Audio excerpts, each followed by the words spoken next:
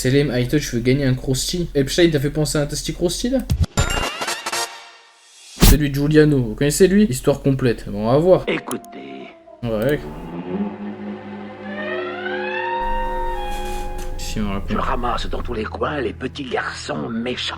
Et je les embarque pour l'île enchantée. Oh, pour l'île Mais enchantée. wesh! Pour l'île enchantée. Mais la loi, supposez qu'il... Non, non, il n'y a aucun risque. Ils ne seront jamais plus. Hein? des enfants. Attends, mais quoi? Mais comment il a trouvé ça? Qu'est-ce qu'il y a, Notre histoire Brasco? commence avec une certaine Maria Farmer, une artiste peintre fraîchement sortie de la New York Academy Oh, of Art le micro, il faut le mettre là, le big.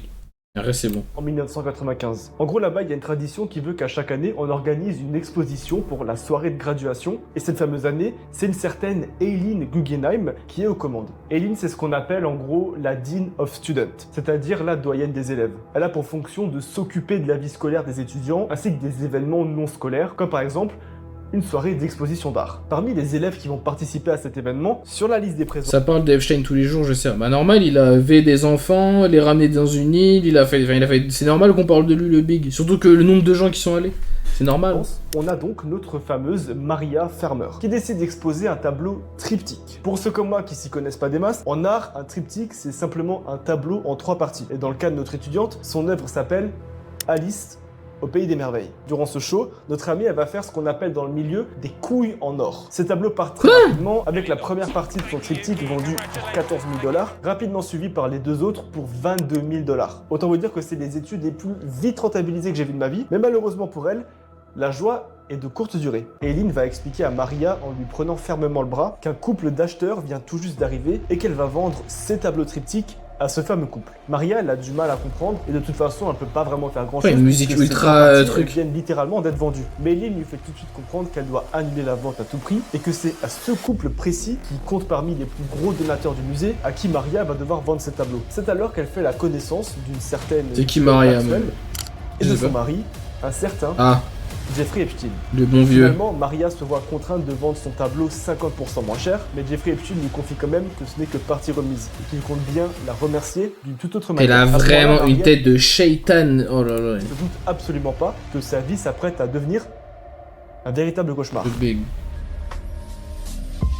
Notre histoire peut se rendre quelques mois plus tard après cette fameuse soirée. Maria reçoit un coup de fil d'Epstein qui va lui faire Juré, il a pas de l'aura. Mais vous êtes sérieux là? une offre d'emploi qu'il qualifie lui-même de très alléchante. Et vous allez voir que pour le coup, il a pas tort. C'est ton père Le ou quoi? milliardaire, il vient tout juste d'acquérir une villa en plein New York, au croisement de la 5e avenue et de l'est de la 61e. Et pour le coup, les gars, on est vraiment Le pas Dox. sur ce travail. Parce que oui, on connaît tous l'intitulé du job où c'est l'équivalent du directeur de la NASA, alors qu'en fait, vous êtes en formation pour travailler à la caisse. Pour le coup, là, l'intitulé de son travail, c'est limpide. Maria doit s'occuper de la porte d'entrée. Ah, c'est pas beaucoup plus clair en fait. En fait, étant donné que Jeffrey vient d'acheter son manoir il y a peu de temps, il prévoit énormément de travaux. Non mais l'argent qu'ils ont. Oh mon dieu. Les gars, est-ce que vous êtes complotistes ou pas dans le chat? Est-ce qu'il y en a un et au moins qui croit tout à toutes les théories du complot? Dont des visites d'architectes, de peintres, de décorateurs, de déménageurs. Et il souhaite donc que Maria se tienne devant la porte et dirige les opérations pour filtrer et pour donner les directives au personnel chargé de redécorer tout son immeuble. Au courant de cette conversation, Jeffrey va s'intéresser un peu plus à la partie personnelle de la vie de Maria, et c'est comme ça qu'il va apprendre que celle-ci a une petite J'ai grandi dans ça, donc oui, un peu. Ça, moi, je crois juste à une théorie. Là, c'est qu'il est pas mort. sœur de 16 ans nommée Annie. Mais je crois qu'il est mort dans des situations bizarres, là. Il va aussi proposer à Annie de l'aider dans ses Depuis l'affaire Epstein, il y a quelques trucs du complot que je crois. études. En effet, Jeffrey il encourage tout de suite Annie à organiser un voyage humanitaire qu'il accepte de financer en totalité pour qu'elle aille visiter la Thaïlande et le Vietnam. Tout ça dans le but évidemment d'approfondir son CV. Le voyage est atrocement cher et en vrai la jeune fille elle est tout de suite conquise par la bonté et la gentillesse de l'homme, qu'elle a en plus pour le moment même pas encore rencontré. Et justement, c'est là que Jeff va lui en donner l'occasion. Il lui propose de lui rendre visite en même temps qu'un paquet d'autres étudiants. Il est mort dans qu'il sa aide aussi cellule. De manière philanthropique et de rejoindre tout ce beau monde dans sa super W. résidence Jeffrey, vas-y, arrête, au toi. Mexique. Et c'est donc plein de gratitude qu'Annie va se rendre au Zorro Ranch, situé au 3040 Rancho San Rafael à Santa Fe, et qui est probablement l'un des plus gros ranchs du monde. Now the notorious Zorro Ranch inside Epstein's Zorro Ranch. Zorro Ranch. Whopping 27 La skip, il s'est attaché sur le lit, superposé au-dessus, et s'est juste laissé tomber vers l'avant. Jamais de la vie, tu meurs comme ça. million. Lorsqu'elle arrive sur place, elle est effectivement bluffée par Il était pas dans une cellule anti-suicide? la taille du domaine. C'est 31 mètres carrés fournis Genre où d'objets c'est de impossible de collection suicider. plusieurs millions de dollars et du luxe à perte de vue. Mais vous allez voir que c'est surtout un élément en particulier qui va retenir son attention. Il n'y a absolument aucun autre étudiant avec elle dans le ranch. Annie est toute seule avec Epstein et Maxwell, chose qui n'était pas du tout prévue de base. Et vous allez vite voir que c'est que le début des problèmes. Après avoir visité les environs, Bah tu peux te mordre la langue, arrêter de respirer, etc. Ouais, bon. Ghislaine va lui demander quelque chose d'assez étrange. Elle lui demande si elle a déjà eu un massage et si elle serait partante par la même occasion de se faire masser par un professionnel. Le professionnel en question étant Ghislaine Maxwell. Elle demande alors à la jeune fille de 16 ans de se déshabiller et de Oh là s'allonger sur là. une table de massage. Elle va rapidement lui enlever le drap qui couvrait sa poitrine et lui masser les parties intimes sans même Quoi? daigner fermer la porte. Durant ce week-end absolument infernal, Annie se rappelle aussi s'être réveillée un matin et d'avoir été surprise par Jeffrey qui s'était glissé dans son lit sans qu'elle s'en rende compte. Oh. Il explique qu'il aimerait lui faire des câlins, mais va rapidement commencer à lui caresser les parties. Annie va immédiatement trouver l'excuse d'aller aux toilettes et elle va s'enfermer à double tour pendant de longues minutes, en priant pour que Jeffrey parte de sa chambre et la laisse tranquille. Durant le voyage humanitaire d'Annie, Jeffrey va décider en parallèle de recontacter Maria, sa grande sœur, pour lui proposer un nouveau travail. Il lui offre la possibilité de venir habiter dans sa résidence de 2400 m² de New Albany, en Ohio. Et cette fois-ci, elle va exercer en tant que décoratrice d'intérieur et artiste à temps plein. Pour Maria, c'est un rêve qui se réalise et elle accepte volontiers. Et quelques temps plus tard, elle pose définitivement ses bagages dans l'une des nombreuses Déjà le mec, on sait même pas comment il est devenu Only in Ohio. On sait même pas comment il est devenu riche et ils acceptent d'aller chez lui, frère. chambres de la villa. Et la sœur, elle dit servira rien? Par la même occasion de studio de peinture. Maria ne le sait pas encore, mais ces tableaux vont bientôt devenir la source d'un plus gros problème. En fait, les peintures de Maria sont principalement basées sur l'intimité des jeunes filles, surtout durant l'adolescence et durant leur puberté. Oh là là. Le processus de création est souvent le même. Elle va prendre une photo de ses petites sœurs, souvent dénudées, et elle va les utiliser comme des modèles pour faire ses peintures. Et retenez bien cette information, car elle aura son importance dans pas longtemps. Un soir, alors que Maria finit l'une de ses peintures, Ghislaine vient la chercher et lui demande une faveur assez inattendue. Elle lui explique que Jeffrey aimerait un massage des pieds et que c'est elle qui va devoir lui administrer. Oui. Immédiatement, Maria, elle se sent mal à l'aise, elle n'a pas envie de paraître ingrate, mais elle ne veut pas non plus le masser. Elle sait pas pourquoi, mais elle sent au fond d'elle que le setup est super glauque. Néanmoins, elle accepte d'y aller pour montrer sa bonne volonté Bizarre de et fou. lui remercier de lui avoir donné cette belle opportunité. Mais quelques minutes après son massage, Jeffrey lui fait signe de s'allonger sur le lit, entre lui et sa femme Ghislaine, et de manière complètement Bon, il est pas obligé de tout montrer, tu connais. Lui et sa femme vont lui toucher la poitrine et les parties, tout en continuant à regarder la télévision, comme si c'était un simple animal qu'on caresse sans même y prêter attention. Maria, elle comprend tout de suite que quelque chose de vraiment très étrange se trame dans cette maison. Elle décide de retourner dans sa chambre et de s'y enfermer en barricadant la porte de chaises et de tables jusqu'à ce que le couple quitte la villa le lendemain matin. Elle prend alors la décision de partir de cet enfer et c'est en faisant ses valises qu'elle va remarquer un détail qui va lui faire froid dans le dos. Elle avait ramené plusieurs photos nues de ses petites sœurs pour en faire des tableaux. Sauf que, gros problème, 3 des photos sont manquantes. Et Oh mon dieu, mais c'est quoi cette idée, frère? Mais oh là là. Maria est quasiment sûre de les avoir laissées dans sa chambre durant tout son voyage. Une idée absolument horrible lui vient alors en tête, et si Jeffrey Epstein lui avait... Arrête, elle faisait. C'est pas. Ah ouais, il ressemble au diable de ouf.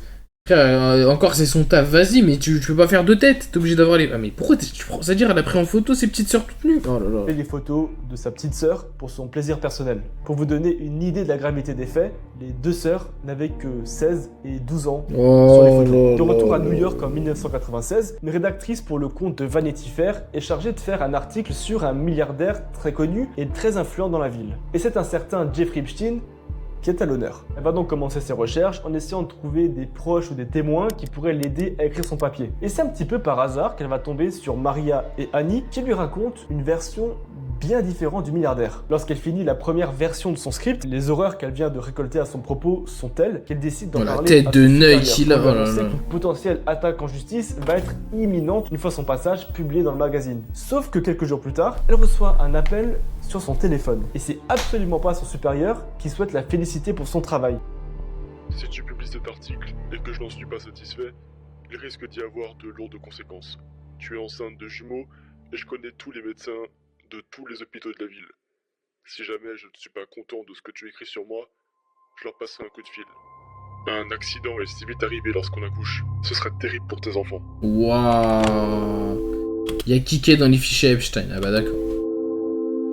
En vrai, la journaliste, elle a même pas le temps de comprendre ce qui lui arrive, que cette même journée, c'est effectivement son boss qui va l'appeler, mais toujours pas pour l'encourager à sortir son article. En fait, c'est même le contraire. Il est absolument paniqué à l'autre bout du fil parce qu'il vient de retrouver la tête décapitée de son chat devant sa porte, avec une balle de pistolet juste à côté. Il lui annonce alors que les témoignages des victimes qui ont été recueillis par la journaliste, autrement dit ceux de Maria et Annie, vont être retirés d'urgence de l'article. Son excuse, c'est qu'il met mal à l'aise le principal concerné. Et c'est comme ça que va sortir le numéro de Vanity Fair, titré « Le talentueux Le pauvre chat, frère. Monsieur Epstein ». À l'intérieur, aucune mention de son penchant pour les mineurs, et c'est à ce moment que l'histoire va prendre un tournant bien plus sombre, lorsqu'on se rend compte que la situation dans sa villa de Palm Beach est beaucoup plus grave que ce qu'on l'accuse d'avoir fait. Et c'est aussi à ce moment-là que l'enquête va vraiment partir en couille, et que des centaines de preuves Epstein, il vont ressemble un peu à rapidement Ney qui commencer arrête à et s'amasser. L'ascension d'Epstein commence en 1980, lorsqu'il fait la rencontre d'un certain Lui, il est partout, je crois. Il a au moins 50 fichiers sur lui, frère. Donald Trump, President Trump. Il deviendra quelques années plus tard son voisin sur Billionaire Row à Palm Beach, et déjà à l'époque, ce que Trump pouvait dire sur Jeffrey laissait clairement planer un certain doute. Wesh, même en 92, il était déjà vieux, frère. Quelle femme, tout autant que moi. Surtout lorsqu'elles sont jeunes. Pour continuer notre enquête, faut se rendre en 2008, dans son énorme résidence de Palm Beach à Mar-a-Lago, lorsque la police de quartier reçoit plusieurs appels concernant Jeffrey Epstein, le plus souvent de la part de ses voisins directs. Et les appels en question sont assez glauques. Les habitants du quartier et les voisins d'Epstein auraient été témoins d'allées et venues assez suspects de jeunes filles, toutes semblant être mineures ou très jeunes, entrant et sortant de sa résidence à toute heure de la journée. La police se met alors en route vers sa villa de Palm Beach sans trop savoir quoi en penser. Et en arrivant sur place, ils tombent effectivement sur plusieurs filles autour de la résidence. Mais ce jour-là, toutes disent être majeures et travailler pour le compte d'Epstein dans l'entretien des communs de sa villa. Et sans plus d'informations et sans mandat de perquisition, les policiers repartent sans chercher plus loin. Et sans se douter une seule seconde qu'au même moment, des choses absolument terrifiantes se déroulent bel et bien derrière les murs de sa résidence de Palm Beach. Pour mieux comprendre ce qui se passe, Je sais que la peine de mort devrait exister juste pour ce genre de bail. Bah, après, lui, c'est vraiment un cas extrême. intéressé à un appel au commissariat en 2005. Il s'agit de la belle-mère d'une jeune fille qui prétend avoir des renseignements importants à propos d'un certain Jeffrey Epstein, qui aurait abusé à plusieurs reprises de sa belle-fille, qui était mineure au moment des faits. Hello. Hi, how are you? I'm good. I'm returning your call. I apologize. I don't know exactly what for. It's okay. Ah, il mérite de mourir, ça, y a pas de doute. Il a traumatisé des centaines de petites filles, il a V des enfants, même des bébés, ça se trouve, j'en sais rien, j'ai pas envie de dire n'importe quoi. Mais il a détruit la vie de je sais pas combien de personnes. Donc évidemment, il mérite de mourir. So after asking her what was going on, found out that ended up being that they went to Palm Beach to a gentleman's house, and they start off by giving this gentleman a massage. If he pays them, if he likes them, and he thinks that they're pretty enough, he keeps them around to do other things. Okay. So I wasn't quite sure if there was an investigation or if you guys had any word. Well, this is the first I'm hearing of it. Okay. What I will need is some more information. Would your stepdaughter be willing to come in? Si, il avait des bébés aussi, vraiment. Il a mangé un enfant qui venait de sortir du ventre de sa mère. Non mais c'est vrai ça ou pas? D'après les informations données par la jeune fille, une seule maison sur Palm Beach correspond à la description que la police a récupérée. Et cette maison, c'est celle d'Epstein. Sauf que le gros problème, c'est pas que la police ait récupéré ces infos. Le problème, c'est que les infos en question concordent toutes. Et que c'est exactement le même mode opératoire qui est raconté non pas par une ou deux, mais par des dizaines et des dizaines de jeunes filles. Elles sont toutes mineures, toutes scolarisées dans un collège au moment des faits. Il a dit ça avait le goût de cream cheese. Oh.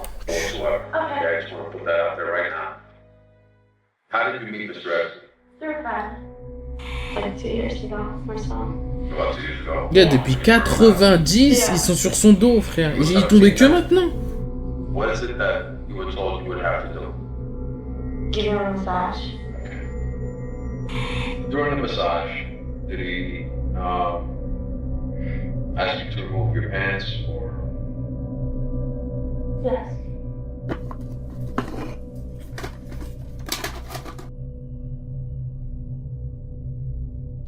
La police va rapidement mettre en place une investigation pour repêcher un maximum de Il est trop témoignages tard, de il victimes est afin de intouchable comprendre lui-même. exactement ce qui se trame derrière les murs de la villa de Palm Beach. Ils vont alors tomber sur une jeune fille nommée Michelle Licata, entraînée malgré elle dans cette histoire par l'une de ses amies de classe qui voulait simplement faire de l'argent.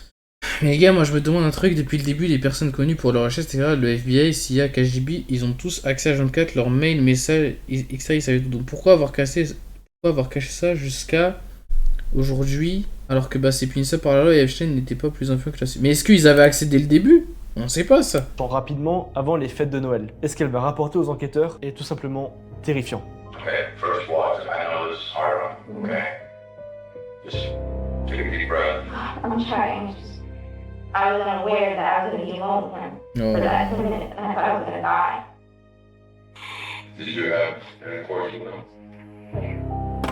Un jour, Michel découvre un papier froissé sur son pupitre avec un message envoyé par une copine qui lui explique qu'elle a trouvé un bon plan pour se faire du fric sans prise de tête. Le but est assez simple, elle doit masser une vieille personne à domicile pendant environ 45 minutes contre un joli pactole de 200 $. Seul inconvénient, Michel a 16 ans et il est donc interdit pour elle de s'y rendre seule et encore moins de masser un homme âgé sans la surveillance d'un adulte. Michel va donc se rendre à l'évidence, elle va devoir mentir sur son âge pour espérer décrocher ce petit boulot. Cette même après-midi, elle se rend avec son ami devant cette maison de Palm Beach. En arrivant dans la salle de massage, l'homme est au téléphone et ne semble pas vraiment la calculer. Ouais les gars, on vient, on vous dit, tu masses un vieux pendant 40 minutes, je te donne 200 $, vous le faites ou pas? Ouais, t'as pas réfléchi hein. 200 ouais, sans hésiter. Un vieux, vous savez pas c'est qui le vieux hein? Il lui fait simplement signe de 500 prendre oui. l'huile de massage et de d'accord. commencer par les pieds. Un peu plus tard, il va se mettre sur le dos et il va commencer à complimenter la jeune fille, surtout sur son apparence physique. Il va alors commencer à la toucher la mère. des hanches et la fait pivoter plusieurs fois comme s'il était en train de l'inspecter. Puis il lui lâche cette phrase absolument terrifiante: tu peux te mettre en sous-vêtements. Pendant cette interaction, l'homme se déshabille complètement et commence à se faire du bien en face de la jeune fille. Mon Michelle Dieu. est extrêmement mal à l'aise, mais elle comprend rapidement qu'elle n'a pas forcément d'échappatoire. Elle sait absolument pas si le mec il est armé ou s'il est dangereux, elle est complètement tétanisée et elle a absolument aucun moyen de s'enfuir. Heureusement pour elle, l'homme n'ira pas plus loin. Après que Michel lui explique qu'elle n'était pas du tout partante pour ce genre d'activité, il lui donne simplement les 200 $ et il la laisse partir. Là les amis, il faut vraiment comprendre un truc, c'est qu'il faut pas se laisser méprendre Selem, Aito, tu veux gagner un crousty? C'est Epstein t'a fait penser à un testi crousty là? par le mec. Ce que vient de Moi, faire je gagne un Jeffrey crousty. Epstein n'est absolument pas un geste de bonté ou de compréhension. Il vient simplement d'acheter son silence après avoir compris que la gamine est trop stable mentalement pour se faire abuser. Mais la vérité, c'est que c'est probablement l'une des rares qui a eu ce courage. Ce qu'il faut comprendre dans cette histoire, c'est que Palm Beach s'est divisé en deux parties, reliant entre elles par un simple pont. Mais ce pont a une utilité majeure. Divisé, En vrai, je suis désolé, mais la meuf là a eu la chance de s'en sortir que avec une bière. Mais non, elle a rien fait du tout, non? pauvre, des riches. En effet, Palm Beach West est connu comme étant la partie défavorisée. C'est là que vit la classe ouvrière et là aussi qu'il y a beaucoup de criminalité. Mais une fois que vous avez passé le pont, de l'autre côté, sur Palm Beach Est, alors là c'est absolument un autre monde qui s'ouvre à vous. C'est ici que vivent les personnes les plus riches et influentes des États-Unis et ici tout le monde a une villa, des millions et surtout des domestiques qui viennent bien évidemment de l'autre côté du pont, sur Palm Beach West. Epstein n'est pas mort. C'est plus fuck Epstein ou vive Epstein? Bah fuck Epstein, frère. En fait, c'est cette dualité des mondes qui permet à Jeffrey Epstein de commencer à se fournir en jeune fille en manque de moyens et qui souhaite gagner un petit peu d'argent. Et ça, il va y parvenir assez Mais la facilement maladie grâce à un mentale, système en pyramide bien rodé où chaque jeune fille peut travailler au massage, mais T'inquiète, aussi Koun. au recrutement d'autres jeunes filles. Ça va souvent être des amies de classe du collège ou du lycée qui elles-mêmes vont se faire happer par le système et se retrouver à attirer leurs propres amis à l'intérieur. C'est un fonctionnement qui est absolument diabolique, mais malheureusement... Mais vous vous rendez compte de la mal... Mais il est malade ce mec. Hein. Mais il est malade. C'est extrêmement efficace. Et pour comprendre plus précisément comment il a été mis en place, il faut s'intéresser à une jeune fille de l'ouest de Palm Beach, une certaine Shona Rivera. Nous sommes en 2002 et une amie de Shona lui passe un coup Il a de fil pété son assez crâne depuis inattendu. E égale Elle lui explique MC. qu'elle doit traverser le pont et se rendre de l'autre côté, à Palm Beach Est, pour aller faire la rencontre d'un homme très riche et très influent. Elle lui explique aussi qu'elle n'est pas forcément sereine et qu'elle n'a pas trop envie de s'y rendre seule, et du coup qu'elle aimerait bien que Shona l'accompagne pour qu'elle se sente un petit peu plus en sécurité. Et la jeune femme va accepter. Et c'est une très grosse erreur. Mais ça, elle le sait pas encore. Une fois arrivées devant la maison, les deux étudiantes sont conduites dans une salle de massage où Jeffrey Epstein se tient déjà prêt sur son lit. L'ami de Shona lui explique que pour masser Jeffrey, il faut impérativement être déshabillé. Et ça, c'est Oh un là élément là. dont Shona n'avait absolument pas connaissance. Mais vous allez voir que la situation va bientôt devenir encore plus galère lorsque l'ami de Shona décide tout simplement de s'en aller et de laisser la jeune fille d'à peine 14 ans toute seule avec Epstein. Mais c'est le diable. Vous avez compris, elle a fait une dinguerie. La meuf, elle dit non mais viens, je t'emmène à un endroit. Après, elle la laisse et elle part. Non mais sérieux quoi? Va alors lui demander des choses abominables, comme d'exécuter un acte érotique sur lui en pinçant ses tétons avec ses doigts. Et Shona, qui est absolument terrifiée et qui ne comprend absolument rien à ce qui lui arrive, est simplement poussée par la peur. Elle n'a pas d'autre choix que de s'exécuter pendant de longues minutes jusqu'à ce que Jeffrey Epstein finisse son affaire et lui pointe une liasse de billets sur la commode. Ce qui veut dire que son calvaire est enfin terminé. De retour dans notre enquête, il faut à présent trouver des preuves concordantes pour incriminer Epstein. Et c'est alors une vraie mission casse-tête qui se lance. On va d'abord essayer d'interroger ces membres du personnel qui sont évidemment trop effrayés à l'idée de perdre leur poste pour parler, et c'est donc dans ces poubelles que les premiers indices vont être retrouvés. D'abord, il y a un bulletin scolaire d'une de ces victimes qui a été repêché, ainsi qu'un papier mentionnant quelque chose d'assez étrange. Jeffrey aurait ordonné à un des membres du staff d'aller chercher un bouquet de fleurs pour aller le déposer à une... Dis-toi, la justice américaine, elle a rien fait pour les gadgets qu'ils ont suisses. Mais comment ça, ils ont rien fait? Ils peuvent pas prendre de l'argent à Epstein et les redistribuer, je sais pas. Une élève du collège de Palm Beach après son spectacle de théâtre. À ce moment-là, les policiers, ils ont tout de suite compris que chaque étudiant des environs est en fait une cible potentielle pour ce prédateur. Et parmi ces victimes, il y a une certaine Hailey Robson qui va bientôt faire parler d'elle. Elle est scolarisée au collège Royal Palm Beach et elle rencontre Epstein à 16 ans via la fameuse pyramide mise en place depuis plusieurs années. C'est-à-dire en gros par le prisme d'une copine de classe, elle-même aspirée par le système bien rodé. Ce qu'Hailey ne sait pas encore, c'est qu'elle va se retrouver à la tête du plus gros réseau d'exploitation de mineurs de Palm Beach, puisque sans savoir, elle va littéralement devenir la chef de cette pyramide. Did he touch you? Yeah. Very quickly. Does he use his hands? Does he Use his hand and I think it's like a vibrator. But I refuse to do that. Just a regular girl. Yeah, just a regular And the girl that was going knew that she would have to massage it. She knew everything. How long have you been working for him? I've been working for him. Elle est mandatée par Epstein pour recruter les jeunes filles de son école, et sans réellement se rendre compte... Mais même elle, c'est le diable, frère.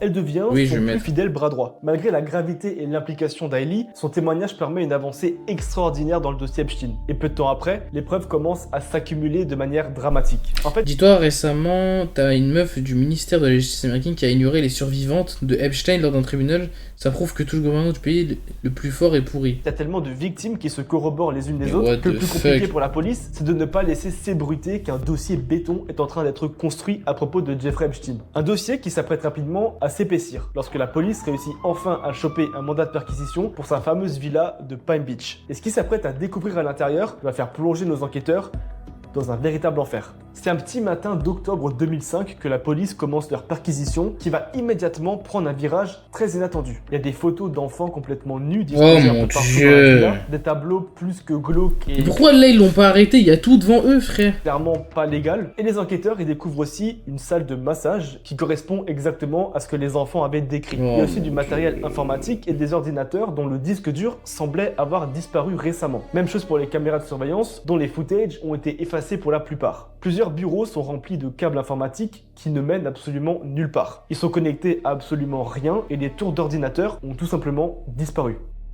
La déduction la plus logique à ce moment, c'est que Jeffrey Epstein savait qu'il était investigué par la police et qu'il s'est tout simplement... Mais les gars, dites-vous, tellement il y a des dingueries, tellement il a des dingueries chez lui, il savait qu'il allait avoir une perquise, il a même pas pris les photos de meufs à poil. Il a pris que le PC parce qu'il savait qu'il y avait il y avait des trucs de fou, frère. Vous imaginez? Débarrassé du matériel compromettant avant l'arrivée des enquêteurs. La question reste encore, qui est la taupe qui l'a averti? Parmi les choses les plus étranges retrouvées chez lui, il y a aussi des petits calepins roses avec écrit à l'intérieur des informations sur les jeunes filles amenées à la villa. Parmi ces femmes au service d'Epstein, l'une d'entre elles va bientôt commencer à gravir les échelons et va même se retrouver dans l'intimité du couple milliardaire au quotidien. Et ce que je vais vous dire n'est pas une blague, mais Ghislaine et Jeffrey Epstein vont littéralement acheter une esclave.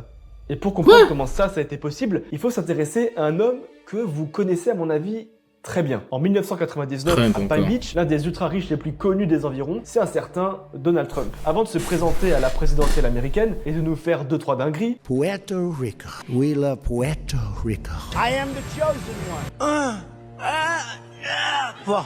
Il est surtout extrêmement fortuné et possède le Trump Estate à Mar-a-Lago. C'est un mastodonte de 7 hectares évalué à 37 millions de dollars, servant principalement de club privé. En fait, c'est vraiment un palais qui sert à faire des rencontres sociales ultra privilégiées. Et c'est dans cet environnement qu'une certaine Virginia Giuffre, 16 ans, enfile pour la première fois son uniforme de surveillante de casier et de vestiaire de spa dans le cadre de son premier job d'été. Le truc, c'est que Virginia, elle a un rêve. Et c'est pas vraiment de surveiller quoi que ce soit dans l'estate de Trump. La jeune fille, elle veut devenir masseuse. Et ce petit boulot doit en fait l'aider à amasser un petit peu d'argent durant les vacances pour qu'elle puisse payer ses futures études. Sauf que celles-ci vont rapidement être mises en pause lorsqu'une femme vient l'aborder avec une proposition plus qu'alléchante. C'est une dame qui dit s'appeler Ghislaine Maxwell qui la remarque en train de lire un livre sur le massage et qui va lui faire la proposition suivante. Elle connaît un homme qui aimerait l'engager et la faire évoluer dans ce métier, mais il veut c'est le diable, sa femme, oh mon Dieu. Au moins les bases avant de l'engager. Et ça tombe bien, l'homme en question est dans une pièce juste à côté et il l'attend pour faire un test.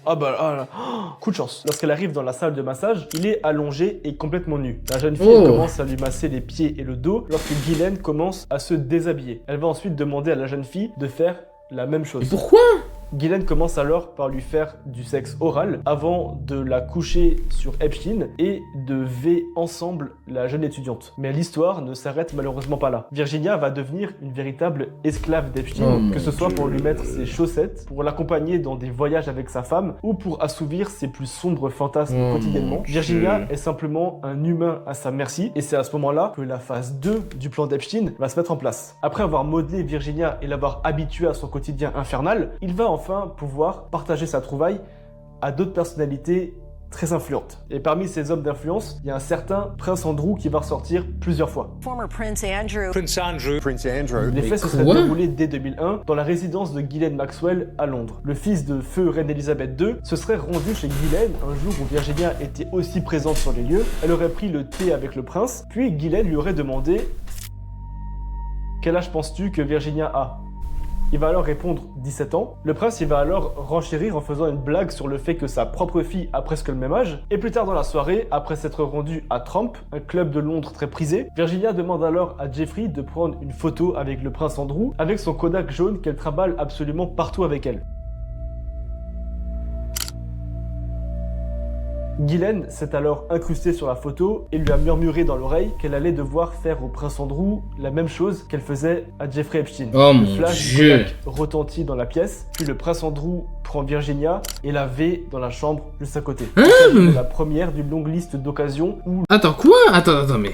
à Jeffrey Epstein. Le flash du Kodak retentit dans la pièce, puis le prince Andrew prend Virginia et la V dans la chambre juste à côté. Il s'agit de la première d'une longue liste d'occasions où le prince Andrew aurait abusé d'elle. Et ce qui est assez fou, c'est qu'Epstein, bien qu'il fréquente ce genre de milieu, n'a absolument pas grandi parmi eux. C'est en fait même plutôt l'inverse. Jeffrey naît à Coney Island à New York dans une famille assez modeste, voire même en fait plutôt pauvre. Néanmoins, il a de bonnes notes à l'école et il saute même des classes, ce qui n'explique quand même pas un truc. Epstein devient professeur après 2 ans dans son collège sans même avoir décroché de diplôme. En fait, on sait toujours pas à l'heure actuelle comment... Mais il est né en 1800 quoi lui frère, il a réussi un tel traitement de faveur. Ouais, la coupe de dingue. Déjà à l'époque, Jeffrey savait déjà comment appâter les gens et sûrement comment se faire de bonnes connexions.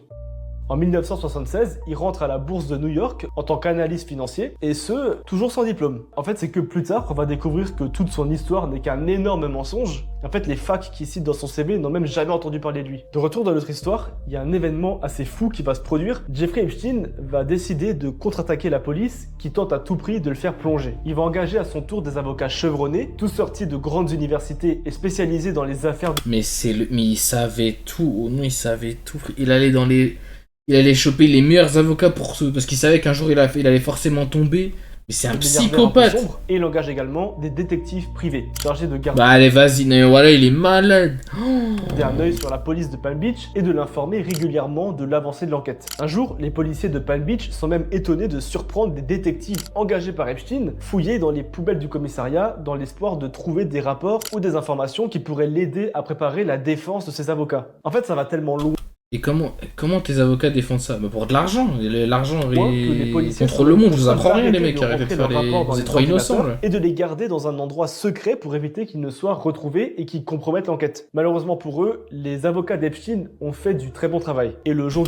C'est une dinguerie de dire ça, c'est des malades. Le procès, c'est une véritable hécatombe du côté des victimes. Elles se font insulter, dénigrer. Mais ouah, carrément. Mais le Own est si puissant. Et chaque détail pour les décrédibiliser est utilisé en la faveur d'Epstein. Si bien qu'à la surprise générale, il n'écope que de 18 mois de prison. Et quand on dit prison, c'est plutôt 18 mois d'hôtel. On remarque que sa cellule reste ouverte 24h/24. Il a Oui, droit à allez, des vas-y, traitements de oh mon faveur, Dieu. il peut se balader et revenir quand il le souhaite. Il a des repas spécialement cuisinés pour lui. Et il peut même partir de la prison pour travailler à son building 6 jours par semaine pendant 12 heures. C'est pas la prison, Il quoi. vit mieux que moi. Néanmoins, la police et les enquêteurs ne baissent pas les bras. Au contraire, ils veulent même redoubler d'efforts et mettre derrière les barreaux Jeffrey Epstein une fois pour toutes. Et pour ce faire, il faut tout reprendre depuis le début. En interrogeant à nouveau les principales victimes, celles-ci permettent à la police d'avoir de nouvelles informations sur d'autres jeunes filles, qui donnent elles aussi d'autres infos sur d'autres jeunes filles, et en fait on se rend vite compte qu'il s'agit d'un réseau pyramidal absolument immense. C'est une espèce de toile dans laquelle se sont fait prendre des dizaines, Les voire gars, des imaginez les mecs du FBI qui cherchaient ça, mais ils ont dû péter leur crâne. Vous vous rendez compte ou pas? Tout ce qu'il y avait, tout le nombre de photos, le nombre de documents, le nombre de mails, et tout. Mais ah, c'est un truc de ouf. de jeunes filles qui étaient toutes principalement mineures au moment des faits. Et c'est alors qu'on se rend compte qu'il y a Oui, un apparemment, élément Shaywon. qu'on n'a pas encore pris en compte. Pour comprendre, il faut se rendre dans un endroit qui pour l'instant était resté un secret et qui avait été relativement bien caché. Et pourtant, il s'agit bel et bien de sa résidence principale, celle qu'il préfère par-dessus tout et où il passe le plus clair de son temps. Il s'agit de son île sur Little St. James. Mais avant de se rendre sur cette île, avec une femme vivant reclus et cachée depuis des années pour échapper à son bourreau, une certaine Sarah. Arrivée à New York en 2006, elle va rencontrer Epstein dans un club très prisé de la ville et le courant va plutôt bien passer entre les deux. Accompagné d'une amie, il lui propose rapidement de venir séjourner sur sa fameuse île isolée au milieu de nulle part où il s'y rend régulièrement avec son jet privé. Celui-ci est fréquenté assez souvent par des stars, des personnes influentes, des politiciens et même des milliardaires plein aux as. Et forcément, Et avec comme qui ça, des personnes au milieu de nulle part où il s'y rend régulièrement avec son jet privé. Celui-ci est fréquenté assez souvent par des stars, des Ça, c'est mec de Rush Hour. C'est ça, hein. personnes influentes, des Michael Jackson. politiciens et même des Trump. J'avoue, je connais milliardaires plein aux pas les as. Et autres. forcément, une offre comme ça se refuse pas. Le noir, Sarah il a un accepte, prénom, en fait. Bah, je sais, mais je me souviens plus. sans trop se rendre compte C'est de Gims, l'enfer ça vas-y, sur toi. lequel elle vient de s'embourber. À quelques kilomètres en bateau de Saint-Thomas, Little St. James est un véritable paradis sur Terre de plus de 300 km². Sur l'île, on y retrouve à plusieurs endroits stratégiques des cabanons et des endroits pour se faire masser. Et vêtue du maintenant tristement célèbre toit turquoise, la résidence principale de Jeffrey Epstein. L'île dispose d'un réseau de communication téléphonique privé qui lui appartient, de sorte que personne ne puisse les mettre sur écoute ou les tracer. Mais quand t'as de l'argent, tu fais ce que tu veux. Le mec, il a dit, en fait, je veux que personne m'écoute. Je veux faire tout ce que je veux. D'accord.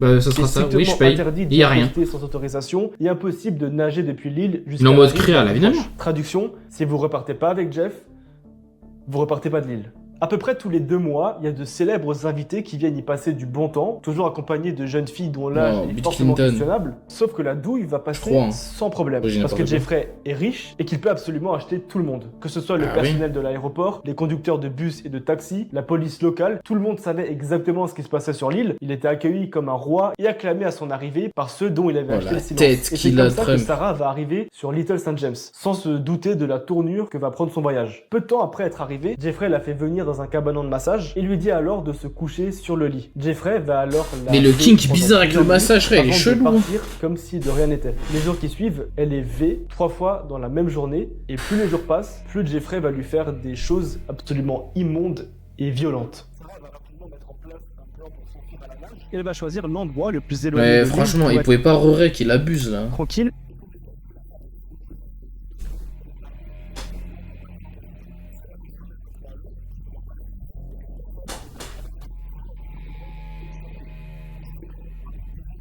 Oh. C'est Cayo Perico, l'île, frère.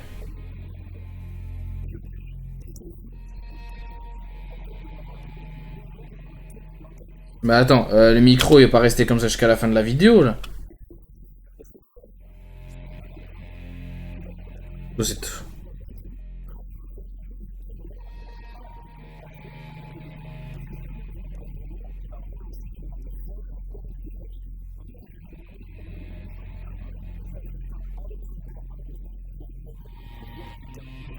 Arrête, Adem, arrête.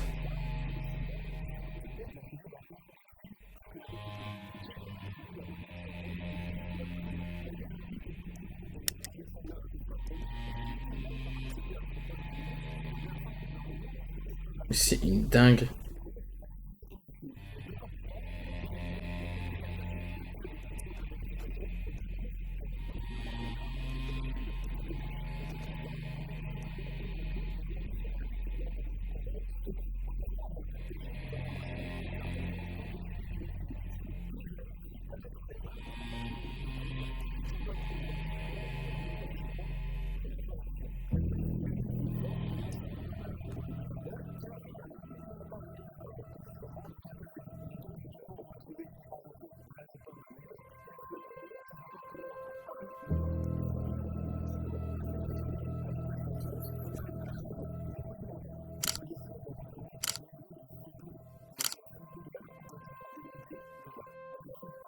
Oh mon dieu. Frère, c'est le moment le plus important de la vidéo, Rorek.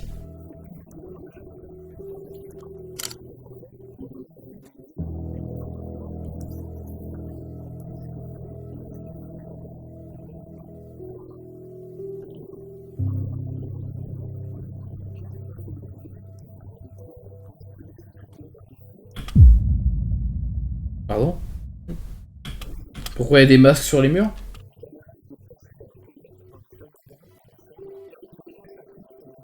Mais c'est un malade.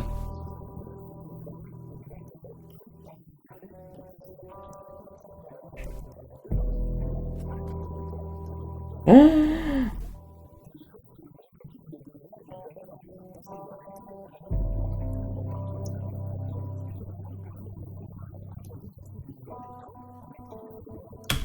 Les gars, non mais les gars. Non mais, vous savez c'est quoi ce truc rouge là? Ça c'est quand dans un média, c'est genre en mode, là il a pas, genre en gros son première pro il a bugué, il a laissé.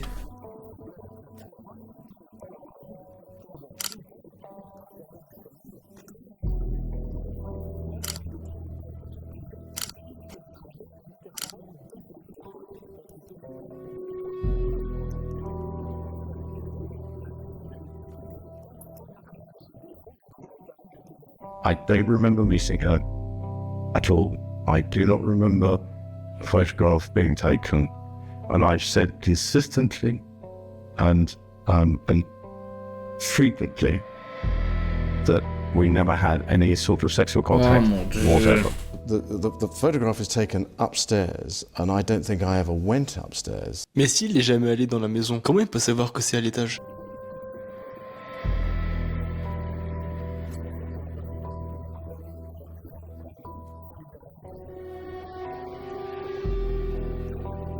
Some breaking news right now. Disgraced financier Jeffrey Epstein has taken his own life.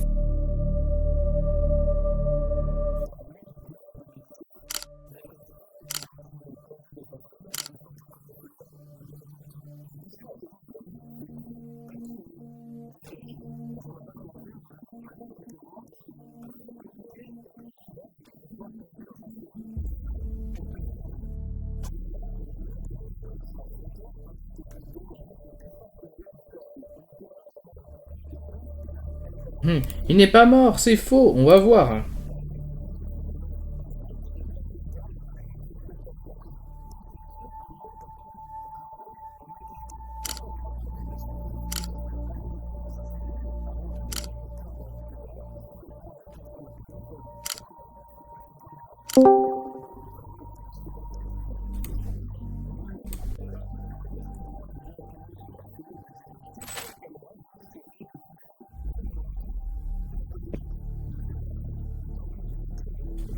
Attends, là vous me dites que, comme par hasard, le moment où il s'est... Là, les caméras elles ont arrêté de fonctionner et tous les trucs... Rien. Genre, tous les gardes ils ont disparu, c'est une dinguerie. What the fuck?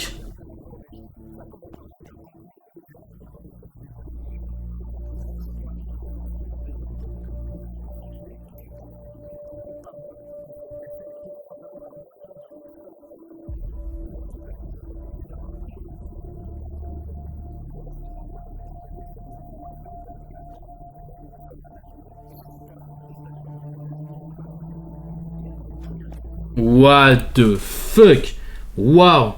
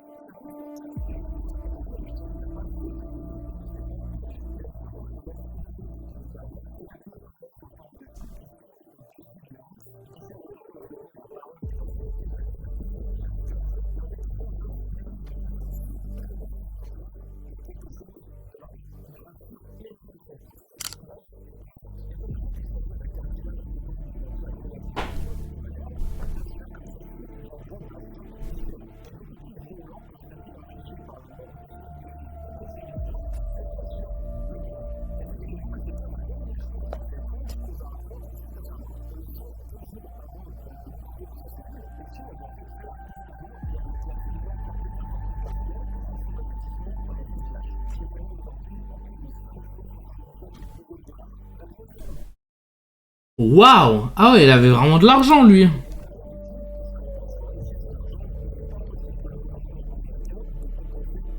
Ah, mais c'est pour ça, il compense personne, les gars. Mais c'est le diable. Oh mon dieu, c'est le diable, ce mec.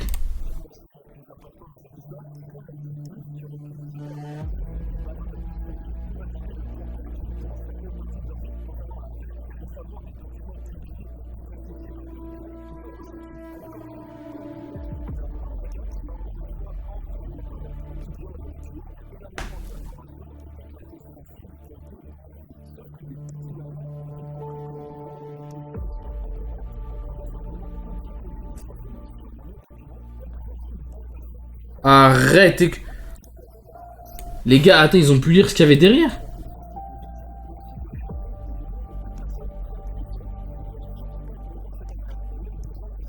Quoi?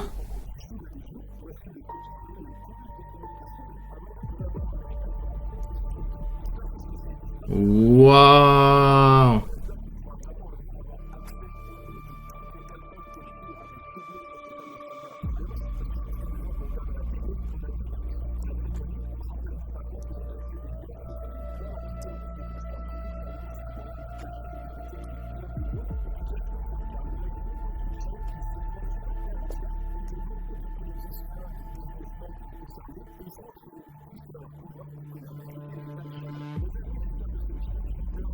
Waouh.